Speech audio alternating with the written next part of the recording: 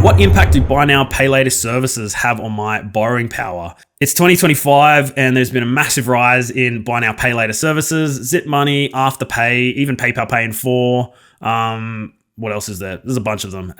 But you'll see that buy now, pay later services considered debt. And the reason they are is a lot of people I know, they don't consider it as debt. They consider it as, it's interest free and they're just paying off the price of the product over a period of time. However, that might be the case over only 4 payments.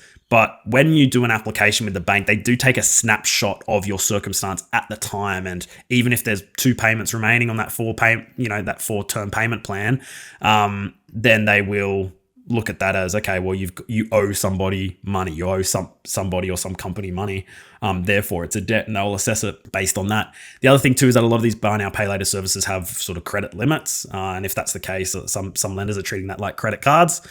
Even again, it's not a matter of whether it has interest or not. It's just the way that the bank assesses debts. There are some exceptions to that. Not every lender will treat every buy now, pay later service as a debt or as a credit card. Some of them will assess it as just your general living expenses and part of your living expenses.